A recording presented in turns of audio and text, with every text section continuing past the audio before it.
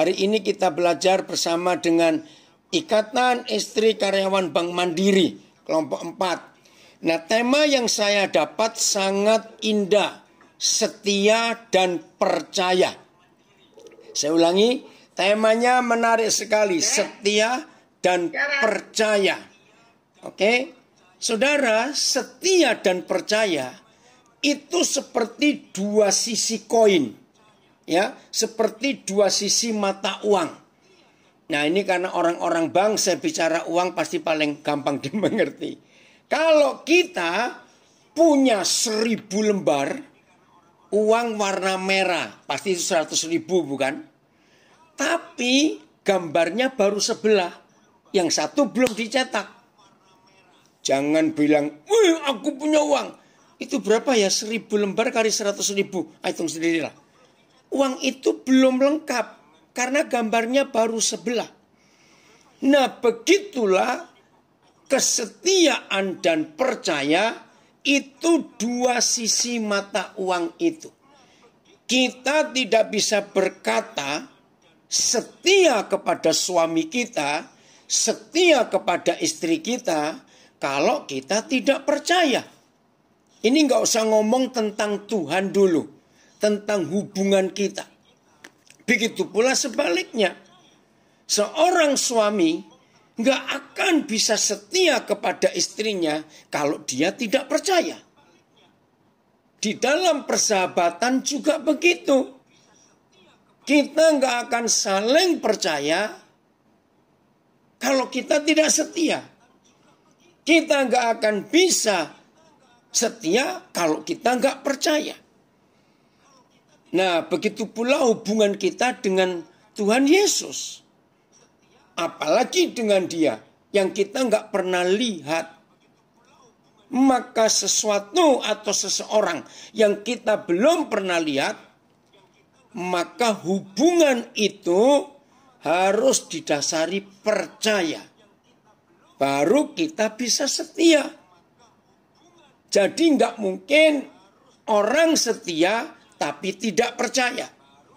Tidak mungkin orang bisa percaya kalau tidak terbukti kesetiaannya.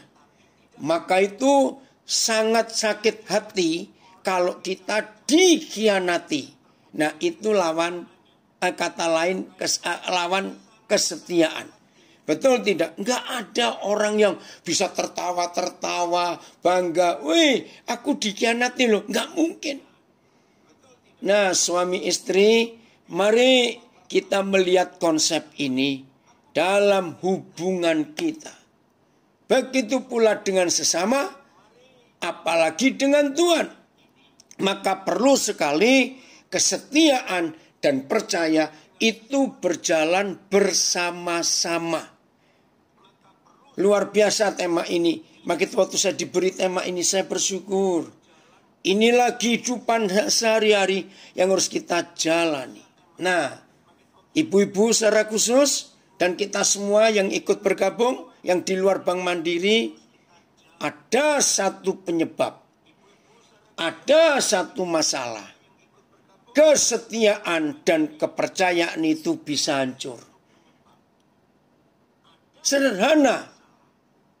Hukum-hukum Tuhan kita itu tidak pernah hukum yang ruwet, yang jelimet, enggak. Kita bersyukur kepada Bapa di surga waktu Dia memberi hukum kepada kita. Itu hukum yang simpel, hukum yang sederhana, enggak rumit, enggak sulit, enggak complicated atau jelimet tadi. Sederhana. Nah, ini dia. Kesetiaan dan kepercayaan akan hancur, akan terhapus, akan tidak eksis, akan lenyap dari hidup kita hanya karena satu hal. Bukan 2, bukan 3. Tolong dicatat ya, yaitu tidak mengampuni. Ternyata kesetiaan dan kepercayaan itu akan hancur ketika kita tidak mengampuni. Saudara, ini prinsip penting. Ini yang kita harus belajar. Nah, maka itu iblis tidak sibuk terhadap hidup kita untuk melarang ibadah, tidak. Buktinya dengan COVID, maka ibadah di gedung-gedung gereja tidak ada. Tapi kita bisa offline, kita bisa online. Bersyukur untuk Eric Yuan yang menemukan aplikasi Zoom ini. Iblis tidak menghalangi untuk kita beribadah. Iblis tidak menghalangi untuk kita belajar Alkitab, Bible study, enggak menghalangi.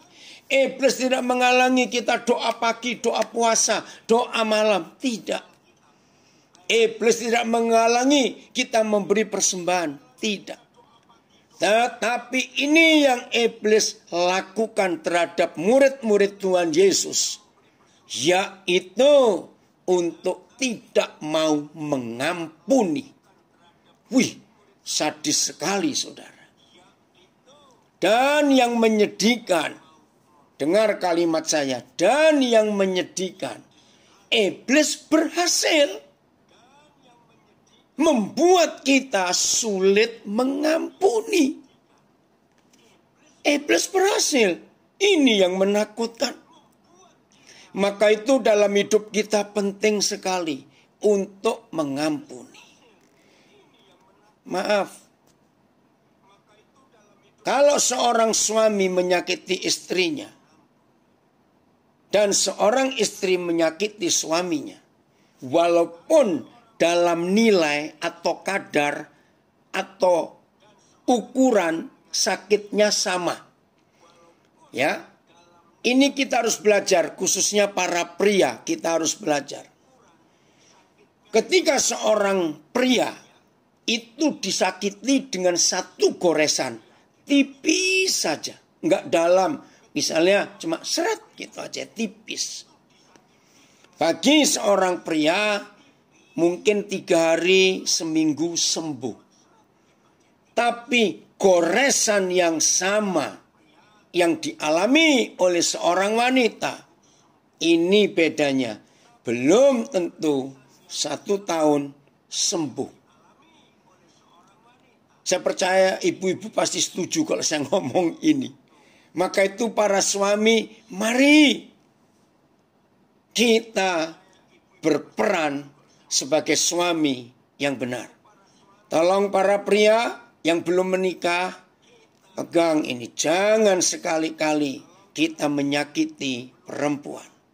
Karena lukanya akan sulit sembuh. Nah saudara, bayangkan. Kalau tidak ada pengampunan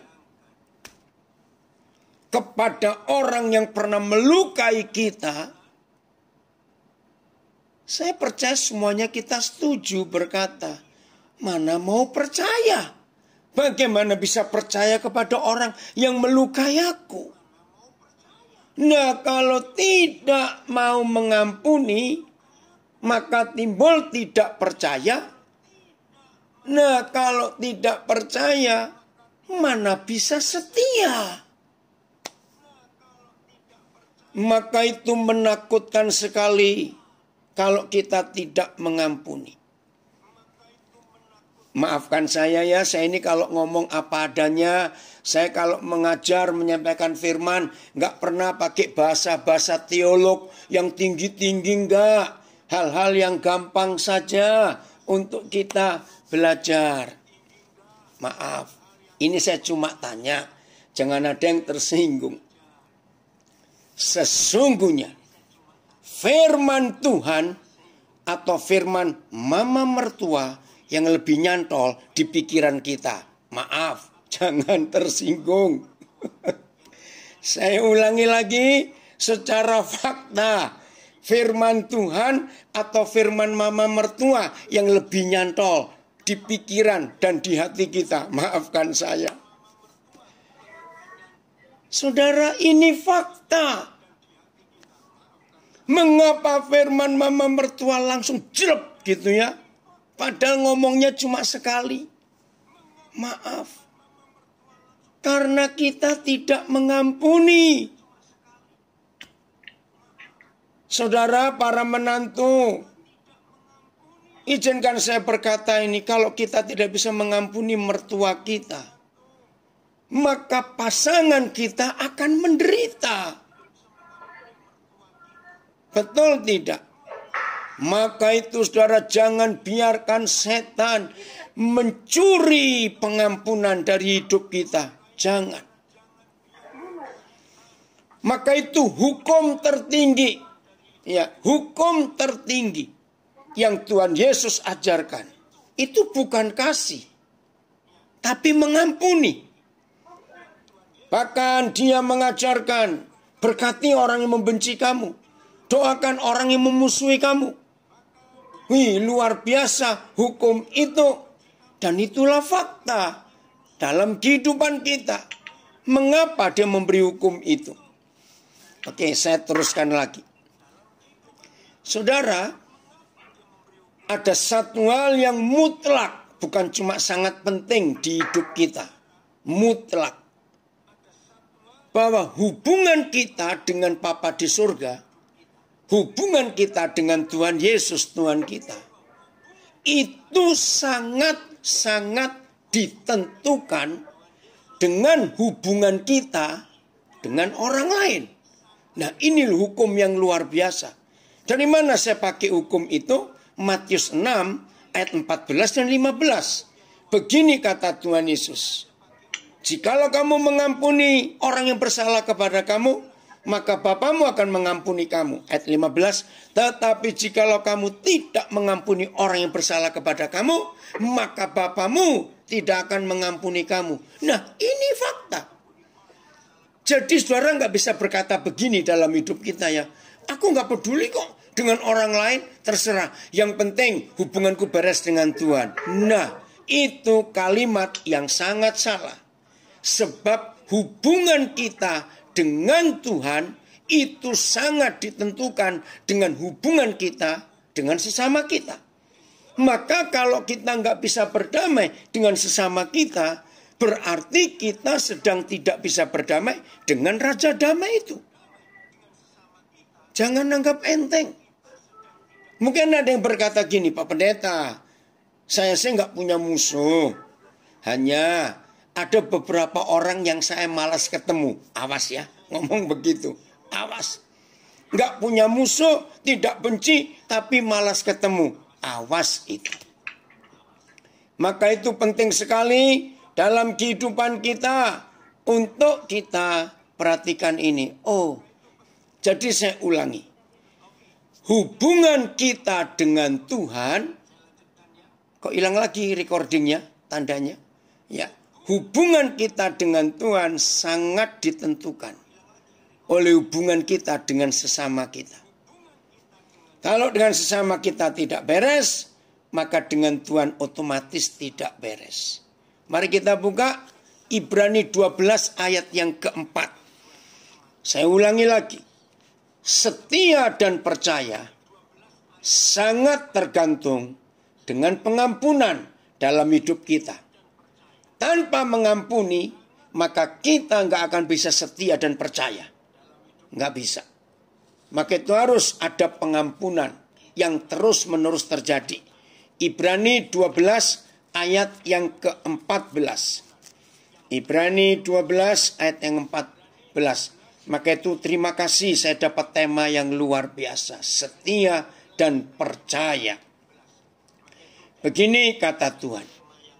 Berusahalah hidup damai dengan semua orang. Semua orang. Saya akan baca dengan terjemahan yang betul. Dan kejarlah perdamaian dengan semua orang.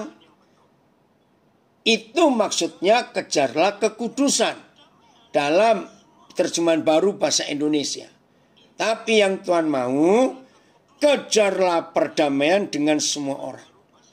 Sebab tanpa berdamai dengan semua orang, ngeri saudara.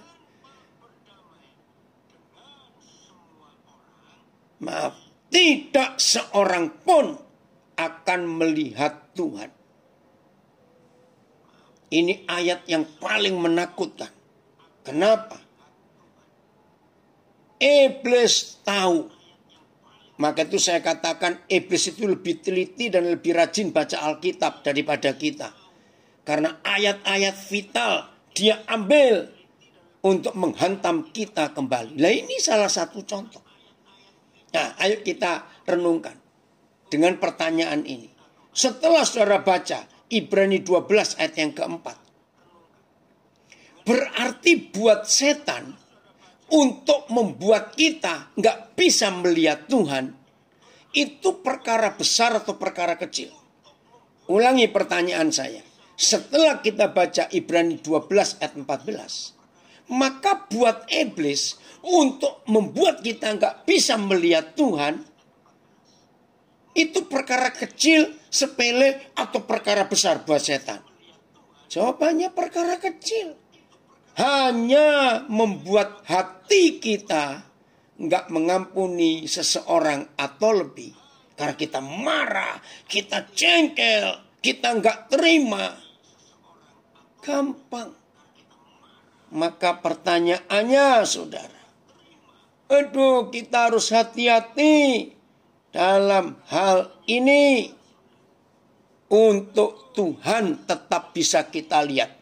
Nah, saya tanya, kalau melihat Tuhan tidak bisa, bertemu Tuhan bisa atau tidak? Nggak bisa. Nah, apa yang terjadi kalau hidup kita nggak bisa melihat Tuhan? Berarti kita nggak ketemu Tuhan.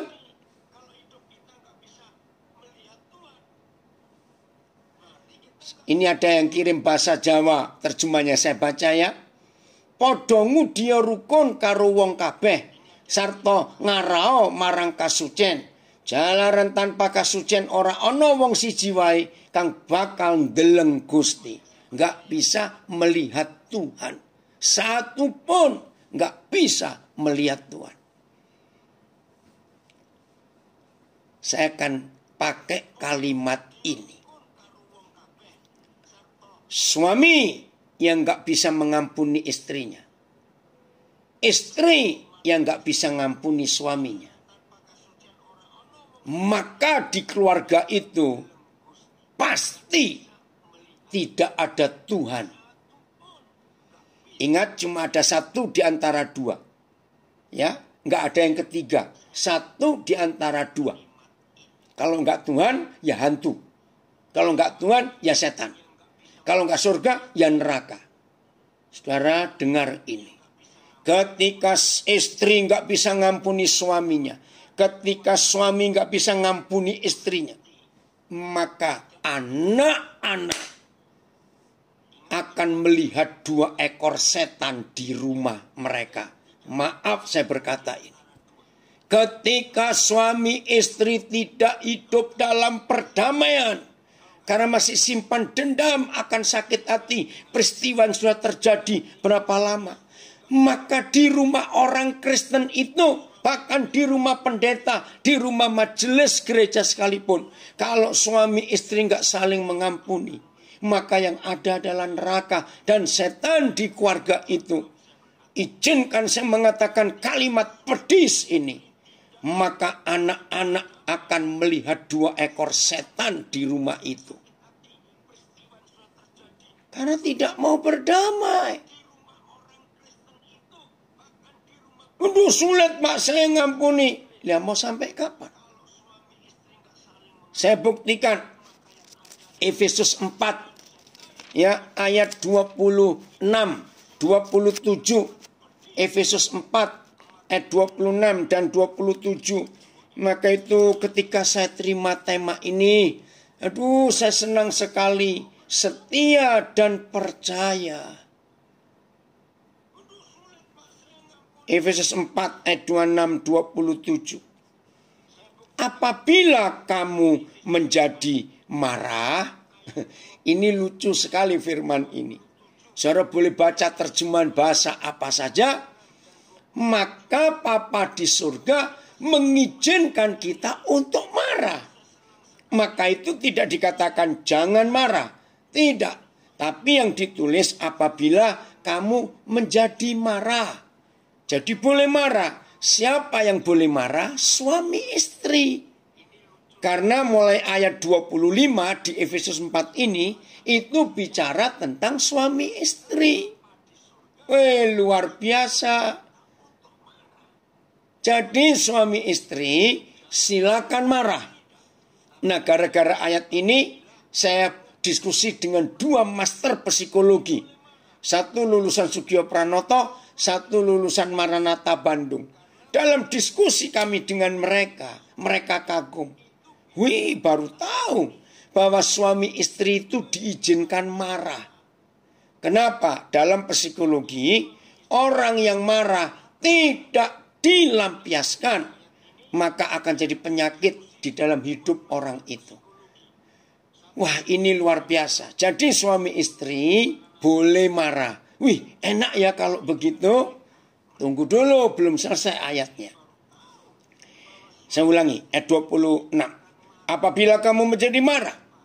Kalau saudara punya Alkitab bahasa Inggris, be angry. Wih, tambah disuruh marah. Oh, terjemahan lama. Setiawan, ini ada nulis di Facebook. Biarlah kamu marah. Loh, suruh marah lagi. Biarlah kamu marah. Tapi jangan berbuat dosa. Ya. Saya ulangi 26. Apabila kamu menjadi marah, janganlah kamu berbuat dosa. Nah, kapan marah tidak berdosa? Saudara perhatikan firman ini, yaitu sebelum matahari terbenam, sudah harus padam amarah kita. FAYH, saya baca di Facebook. Jikalau saudara marah, jadi boleh loh. Janganlah berdosa dengan membiarkan amarah itu menjadi dendam. Jangan membiarkan diri terus dalam keadaan marah sampai matahari terbenam. Atasilah kemarahan itu dengan segera. Sebab jikalau saudara marah, saudara memberi kesempatan pada iblis. Oh, sampai ayat 27. Saudara, ini loh masalahnya. Silakan marah suami istri, tapi begitu matahari mulai terbenam, berdamailah. Nah, yang ngerti bahasa Yunani akan kagum. Efesus 4 ayat 26 itu tensesnya present continuous tense. Artinya marahlah tiap hari. Pokoknya pagi sampai sore berdamai. Jadi setelah sore berdamai, suami istri berkata, "Ma, sorry ya Pak, sorry ya, hari ini aku buat salah." Pulang ke rumah, membawa surga. Anak-anak menanti di rumah, lihat papa mamanya harmonis, bahagia, makan sama-sama. Aduh, senangnya. Tidur dalam hadirat Tuhan, penuh dengan damai. Nah, menurut ayat 26, begitu pagi bangun, berteriaklah, lanjut yang kemarin. Mau apa kamu? Lanjutkan sampai matahari terbenam. Aduh, sorry ya aku. Aduh, salah lagi hari ini. Ampuni aku ya. Maafkan aku ya. Aduh, terus pulang ke rumah. Damai. Surga luar biasa. Anak-anak bahagia. Pasti ada yang tanya, sampai kapan? Sampai bosan marah. Serius, ini ayatnya. Kenapa saya berani berkata, kalau papa mama tidak berdamai, maka ada 2 ekor setan di rumah itu. Karena ayat 27. Pasal 4 ayat 27. Saya bacakan. Begini. Dan janganlah beri kesempatan kepada iblis. Kapan kita memberi kesempatan pada iblis? Nah, ini yang di Facebook ada yang komen. Jadi seperti drama. Iya, seperti sinetron lah. Pagi main sampai sore, sore kembali asli. Oke ya? Bagus sekali. Nah, jadi papa mama yang tidak berdamai setelah matahari terbenam, berarti 2 orang ayah ibu ini memberi kesempatan, mengundang iblis nginap di rumahnya. Itu ayat 27. Bayangkan, saudara. Ini istilah saya saja. Setan itu kalau beranak pinak, berkembang biak, jauh lebih cepat daripada nyamuk. Catat itu. Artinya begini. Sore nanti ada papa mama nggak berdamai. Dendam, dongkol, benci, marah. Pulang ke rumah, sudah sore, matahari sudah terbenam.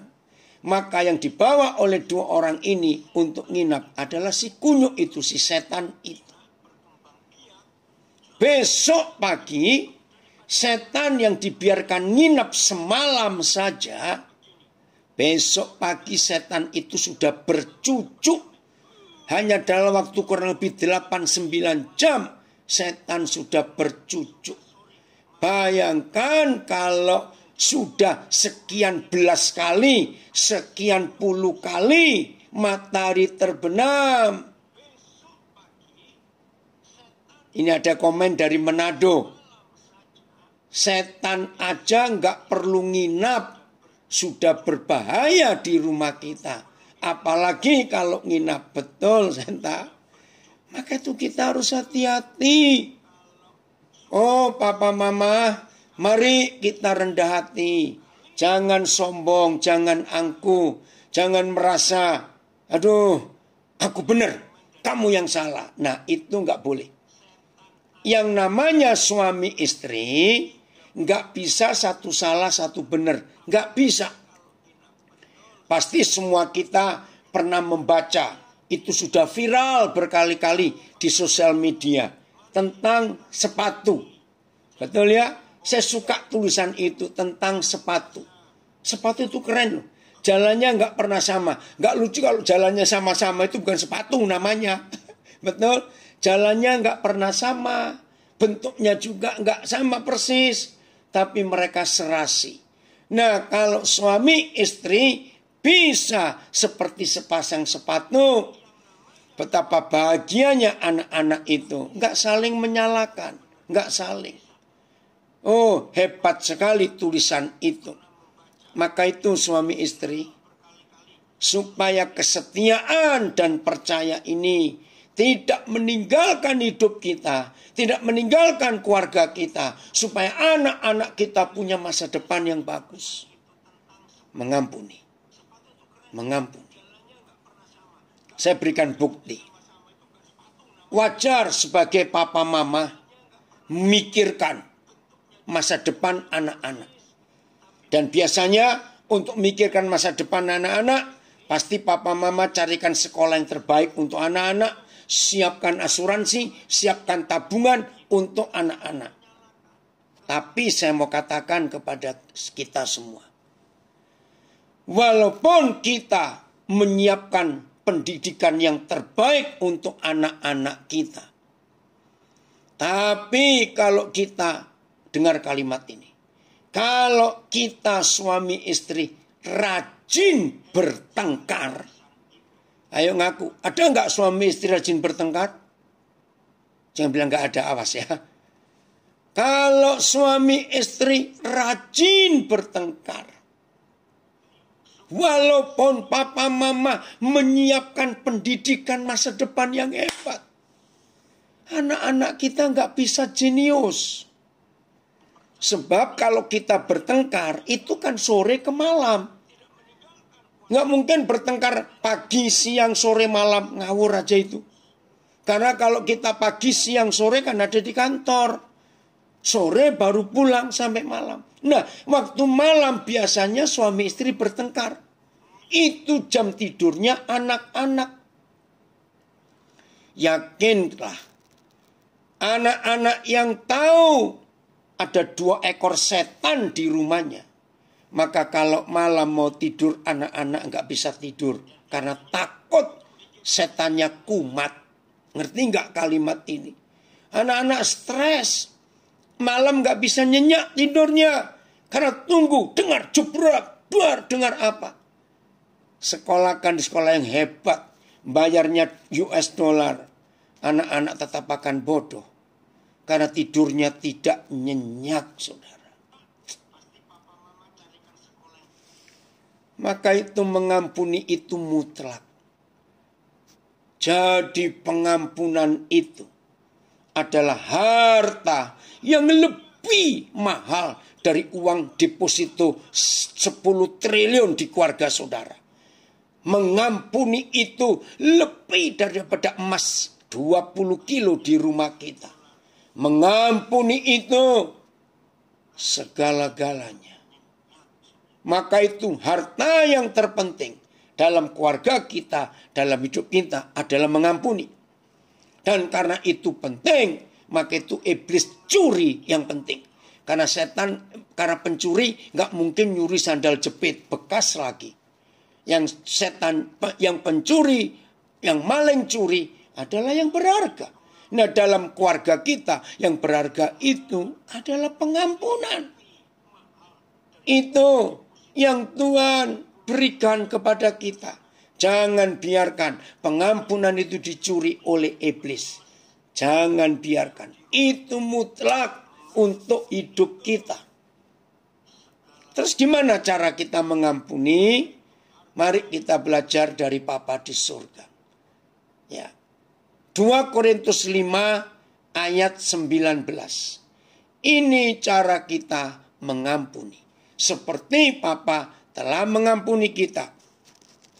2 Korintus 5 ayat 19.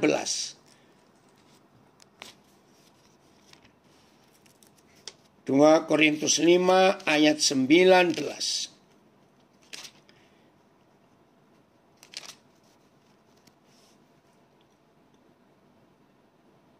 Udah, ini ada kesaksian dari seorang yang namanya Roni Siombing. Dia berkata begini, pemulihan akibat dampak dari ortu yang selalu berantem itu butuh waktu yang lama. Terus dia nambahi kalimat pengalaman pribadi. Nak, terima kasih kamu jujur. Saudara, inilah yang Tuhan inginkan. Oh, ada pertanyaan di IG. Kalau pemicu marahnya muncul setelah matahari terbenam, bagaimana? Ya langsung bertobat juga, selesaikan. Jangan nunggu besoknya lagi, setan nginep di rumah nanti. Oke, 2 Korintus 5:19. Begini kata Tuhan. Sebab Tuhan mendamaikan dunia dengan dirinya oleh Kristus dengan tidak memperhitungkan pelanggaran mereka. Ia telah mempercayakan berita pendamaian itu kepada kami. Puji Tuhan. Saudara-saudara, lihat ayat ini. Jadi Bapa mengampuni kita itu dengan tidak memperhitungkan yang dulu-dulu. Coba bayangkan. Kalau Tuhan mengampuni kita sambil diungkit-ungkit yang dulu-dulu, saya percaya nggak ada seorang pun di antara kita yang bisa layak jadi anak Tuhan dan kita bisa masuk surga. Betul tidak? Kalau dia ngungkit-ungkit. Maka itu suami istri jangan berkata gini, aku ngampuni kamu, tapi ingat kejadian 94? Loh, jauh sekali. Ini sudah 2021. Aku ngampuni kamu. Tapi lihat SMS-mu. Tahun berapa itu? Saudara, kalau kita mengampuni, jangan pakai ungkit-ungkit yang dulu. Maka itu menurut 2 Korintus 5:19, begini firman Tuhan. Yang sudah menjadi suami istri, saya ulangi, yang sudah menjadi suami istri, tidak boleh ada kalimat, ingat yang dulu ya, ingat yang dulu. Awas itu. Apalagi, maaf ini saya cuma ngomong. Ingat omongan mamamu waktu kita awal menikah. Menikahnya sudah 40 tahun. Lalu mertua sudah mati 20 tahun. Kejam sekali itu. Masih diingat-ingat. Saudara, jangan izinkan setan masuk dan bertakhta di keluarga kita. Cara mengusir setan gampang. Ampuni, ampuni, dan ampuni. Nggak berat, nggak berat. Sebagaimana Tuhan Yesus sudah mengampuni kita, mari kita mengampuni yang lain. Dengan tulus, tanpa ungkit-ungkit. Hari ini berdamai dengan semua orang. Ayat yang terakhir, Matius 18 ayat 19 dan 20. Biarlah firman ini menjadi jawaban dalam hidup kita. Kalau ada pertanyaan-pertanyaan di keluarga kita, dengar ya, gaji kita ini besar loh. Semuanya ada. Kenapa keluarga kita nggak pernah ada damai, nggak ada keserasian, nggak ada keharmonisan? Ini jawabannya. Matius 18 ayat 19 dan 20. Dan bagikan kebenaran ini kepada sebanyak-banyaknya rekan saudara keluarga kita yang merasa rumahnya kok banyak setannya. Hanya karena tidak mau mengampuni. Maka kalau ada kesetiaan dan kepercayaan dalam hidup pernikahan kita, dalam hidup persahabatan kita, pasti surga ada di situ. Lagi sekali, untuk bisa percaya dan setia, harus berdamai dengan semua orang. Ampuni, ampuni. Matius 18 ayat 19. Aku berkata kepadamu, sesungguhnya ayat 19. Dan lagi aku berkata kepadamu, saya salah tadi ya, ayat 19. Dan lagi aku berkata kepadamu, jika dua orang daripadamu di dunia ini sepakat, kompak, harmonis, seia sekata, sejalan, sepikiran. Nah, tidak asal dua orang. Tolong dicatat. Tidak asal dua orang. Hanya dua orang yang membuat kesepakatan. Nah, menurut Maleakhi 2 ayat 14, dua orang yang membuat kesepakatan adalah suami istri. Ini saya bacakan ya, saudara kan kaget. Saya punya anak tunanetra di Malang, namanya Adi Gunawan. Tapi Tuhan kasih dia kejeniusan yang luar biasa. Dia menolong banyak tunanetra untuk bisa membaca, bisa menulis, bisa main game, bisa WhatsApp, bisa buka Facebook. Nah, saudara boleh catat, cari kliknya Adi Gunawan Institute. Tapi yang tunanetra. Karena ada dua di situ. Yang satu Adi Gunawan yang hipnoterapi. Ini yang Adi Gunawan yang tunanetra. Dia nulis begini. Tunanetra loh nih. 100%. Suami dan istri harus selalu saling mengampuni dan saling melengkapi. Koma. Pakai koma lagi loh. Sama seperti Papa di surga. Titik. Agar mereka dapat menjadi berkat bagi anak-anak. Koma. Keluarga. Koma. Dan banyak orang. Ini tunanetra. Rapi lagi tulisannya. Terima kasih Adi, Papa senang kamu gabung. Salam buat Joanna, itu nama istrinya. Nah, saya ulangi. Dua orang. Itu enggak asal dua orang, tapi yang sepakat. Yang harmonis, yang seia sekata, yang sejalan, yang sepikiran, yang sehati. Terus dijanjikan oleh Tuhan Yesus. Apa yang terjadi dengan dua orang suami istri yang sepakat? Saya ulangi. Dan lagi aku berkata kepadamu, jika dua orang daripadamu di dunia ini sepakat meminta apapun juga. Minta apapun juga. Permintaan mereka itu akan dikabulkan oleh Papaku yang di surga. Saudara. Saya tidak pernah menemukan janji di ayat lain di seluruh Alkitab yang sehebat janji Matius 18 ayat 19. Minta apapun juga, permintaan mereka akan dikabulkan oleh Bapakku yang di surga. Bayangkan, minta apapun juga. Wah, ini luar biasa. Berarti enggak terbatas. Nah, tapi enggak untuk semua orang. Hanya untuk suami istri yang sepakat. Begini maksud Tuhan. Kalau ada suami istri kompak, sehati, harmonis, seperti sepasang sepatu tadi. Maka permintaan suami istri itu nggak yang aneh-aneh. Nggak mungkin minta pesawat terbang 2, gerbong kereta api 4, gajah 5, ngapain? Permintaan suami istri yang sepakat itu pasti seputaran keluarganya, anak-anaknya, dan kesehatannya. Bayangkan, kalau semua suami istri di dunia seperti ini, setan tidak pernah bisa nembus dan masuk ke keluarga itu. Akhirnya anak-anak pasti aman. Maaf ya saudara, saya itu radikal. Pertama kali saya belajar ayat ini, saya langsung mengambil kesimpulan.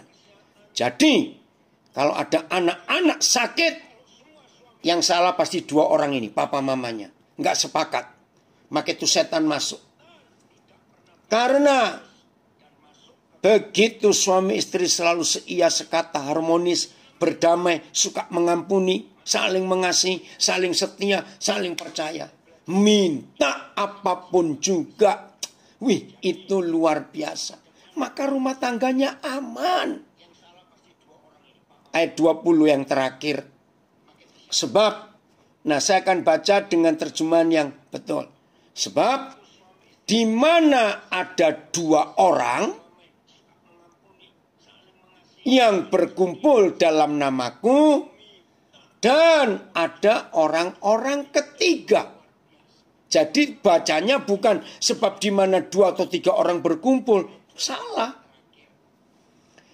2 orang yang pertama di ayat 20 adalah 2 orang di ayat 19. Siapa itu 2 orang di ayat 19? Suami istri. Nah, kalau ada suami istri berkumpul, lalu muncul orang-orang ketiga. Bukan 3 orang, salah. Orang-orang ketiga. Itulah anak-anak. Keren ya? Nah, begitu papa mama harmonis, ngajak anak-anak kumpul dalam nama Tuhan Yesus. Lihat kalimat terakhir. Di situ aku ada di tengah-tengah mereka. Tolong ya para istri karyawan Bank Mandiri, janji ya, sharingkan, bagikan firman ini kepada suami. Dan kalau kita sudah punya menantu, bagikan firman ini ke keluarga anak-anak kita. Supaya ada surga di keluarga kita. Dan timbul percaya dan setia itu.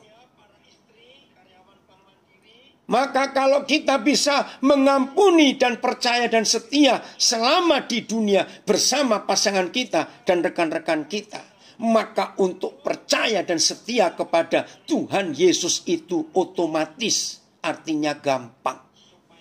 Sekarang pertanyaan saya, kalau raja segala raja, Tuhan di atas segala Tuhan, itu ada di tengah-tengah keluarga kita, bukan gambarnya Tuhan Yesus.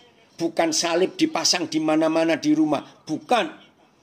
Tapi kalau di tengah-tengah keluarga kita ada raja segala raja, ada Tuhan segala Tuhan, saya tanya, mungkin nggak ada setan goblok, setan nekat berani nembus ke keluarga kita? Nggak mungkin. Artinya kalau setan goblok, setan bodoh nekat aja bisa mikir, maka setan pintar lebih nggak berani masuk karena mereka lebih mikir. Itu istilah saya. Wih, betapa indahnya keluarga kita, anak-anak sehat, rukun, damai, sejahtera, sukacita tiap hari. Aduh, menyenangkan. Maka yang punya sopir, punya pembantu, punya sahabat akan melihat surga dan merasakan surga di keluarga kita. Inilah kebenaran. Maka bagian terakhir saya tanya begini. Setelah kita membaca Matius 18 ayat 19 dan 20, pertanyaan saya, dengar ya, ini pertanyaan aneh, tapi ini bisa nyata dan fakta. Setelah kita membaca dan belajar Matius 18 ayat 19 dan 20, pertanyaan saya, kita lebih mudah mengusir setan atau lebih mudah mengusir Tuhan Yesus dari keluarga kita? Atau saya balik, Sama nanti jawabannya. Kita lebih mudah mengundang setan masuk ke tengah-tengah keluarga kita, atau lebih mudah mengundang Yesus masuk ke keluarga kita? Saya harap masing-masing kita bisa jawab. Dan jawabannya menyedihkan dan menakutkan. Ternyata mengusir Tuhan Yesus dari keluarga kita sangat mudah daripada mengusir setan. Buatlah suami istri tidak berdamai, setan langsung masuk. Dengan kata lain, mengundang setan di keluarga kita jauh lebih mudah daripada mengundang Tuhan Yesus. Ampuni kami Tuhan, ampuni. Maka itu tema yang dipilih oleh Ikatan Istri Karyawan Keluarga Bank Mandiri ini bukan tema yang sembarangan. Percaya dan setia, setia dan percaya. Semua akan terbukti kalau ada damai, perdamaian, saling mengampuni. Jadi jangan ada yang keras hati, jangan ada yang keras kepala, jangan ada yang ngotot. Enggak bisa. Aku enggak mengampuni. Nunggu dia mati. Kejam sekali. Jangan berkata seperti itu. Berdamailah seperti Tuhan mengampuni kita. Kita mengampuni yang lain. Tuhan Yesus memberkati kita semuanya. Terima kasih lagi sekali untuk kepercayaan ini. Saya kembalikan kepada host. Jadi jangan izinkan setan ada di keluarga kita ya mulai hari ini. Berdamai, mengampuni terus begitu.